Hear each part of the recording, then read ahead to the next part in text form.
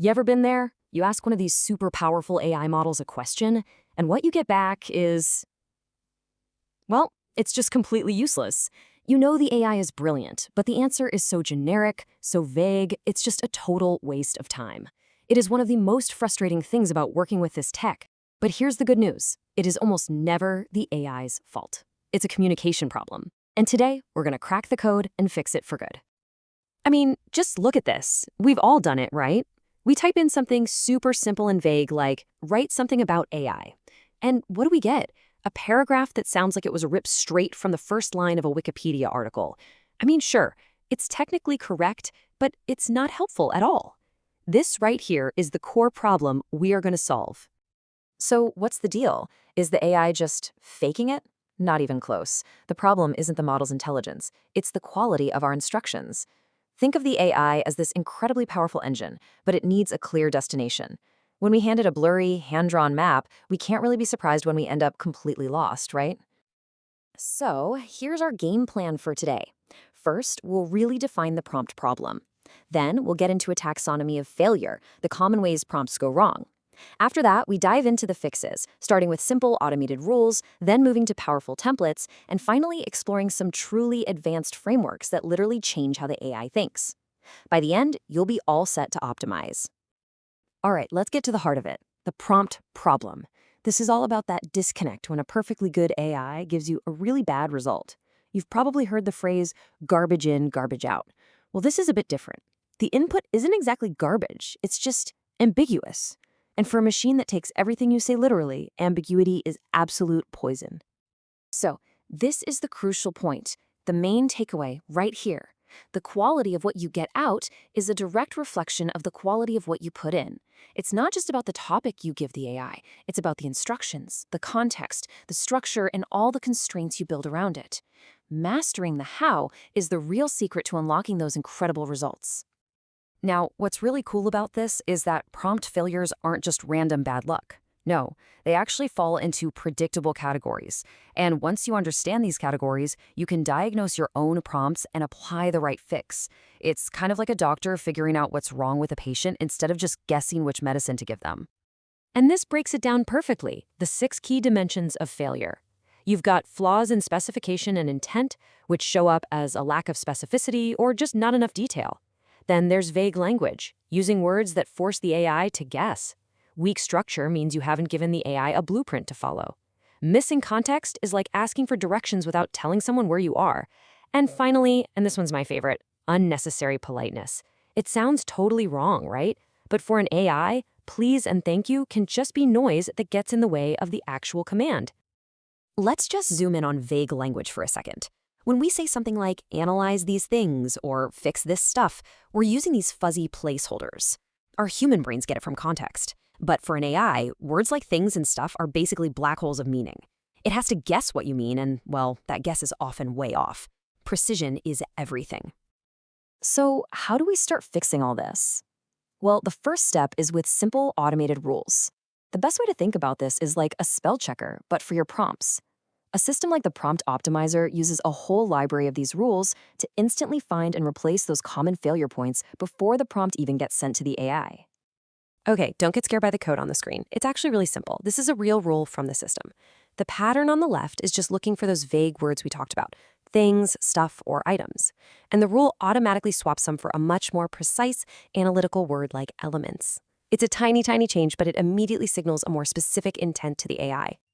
And here's that unnecessary politeness thing in action. This rule looks for phrases like please or could you and just deletes them. Now, I know, to us humans, that feels kind of rude, but for a large language model, these are just extra words, meaningless tokens. Stripping them out makes the prompt more direct, more efficient, and it lets the AI focus all its power on the actual command. All right, swapping out single words is a fantastic start, but for more complicated tasks, we need to totally level up our game. And that brings us to structured fixes. This is where we stop just cleaning up the words and we start building a complete blueprint to guide the AI from the very beginning. Think about a common request like this one.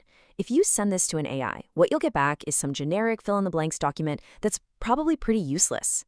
And why? Because you haven't defined what a business proposal even means to you. You've given the AI zero structure to follow. And boom, here's the solution. Instead of that vague request, a system can automatically inject a professional template just like this one. All of a sudden, the AI isn't guessing anymore. It has a crystal clear 6-part structure to build. It knows exactly what sections to create and what kind of content goes in each one. This completely transforms the prompt from a wishy-washy request into a powerful, precise command. So far, everything we've talked about has been about fixing the text of the prompt. Now, we are going to a whole other level. We're going to fix the AI's process. These advanced frameworks don't just tell the AI what to do, they tell it how to think about the problem. This is where we move from just prompting to something that feels a lot more like programming thought itself. Now, the foundation for all of this is a technique called chain of thought. You've probably seen this. You just add the magic words, think step by step, to your prompt. It encourages the AI to lay out its reasoning before giving you the final answer. And it's super powerful, but it's got one big weakness. It's a static, one-way street. If the AI makes a mistake early on, it can't go back and fix it. It's locked in. And that leads us to the next evolution, the REACT framework. REACT stands for reason and act, and it is a total game changer. Instead of just thinking in a straight line, the AI now works in a loop. First, it has a thought. Then it takes an action, like searching the web. Finally, it makes an observation based on what it found, and that observation informs its next thought. This loop lets it learn and correct its own course as it goes. So the REACT loop is a huge improvement. The AI can now correct itself, but it's still just following a single path of reasoning. For really complex problems, the kind that require creativity or exploring a bunch of different possibilities, what if that one single path just leads to a dead end? And this is where the Tree of Thoughts framework comes in, and it is an incredible leap forward. Instead of a single chain, TOT lets the AI explore multiple reasoning paths all at the same time, like branches on a tree. It can generate a few different next steps, evaluate which ones look the most promising, and, this is the key, it can backtrack if a certain branch of logic isn't working out. It's not just thinking anymore, it's doing deliberate, strategic problem solving. And the results? They're just staggering. Look at this number. There's a tricky math puzzle called the Game of 24. A standard prompt could only solve it about 4% of the time, but the Tree of Thoughts framework, because it could explore all these different paths, achieved a 74% success rate.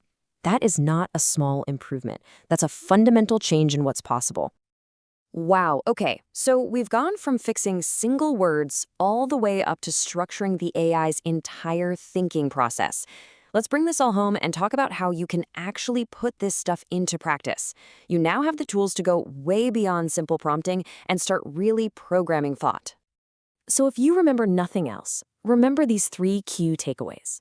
1. Be relentlessly specific. Hunt down vague words and get rid of them. 2. For any complex task, provide structure. Don't make the AI guess the format you want. Give it a blueprint. And 3. For the really hard problems, guide its reasoning. Give the AI a process to follow, not just a goal to reach. And that leaves us with one last big idea to chew on. As we get better and better at this, at crafting these detailed, structured, process-driven prompts, are we just learning how to talk to a machine? Or is the very act of talking to AIs forcing us to clarify, structure, and improve our own thinking in a totally new way?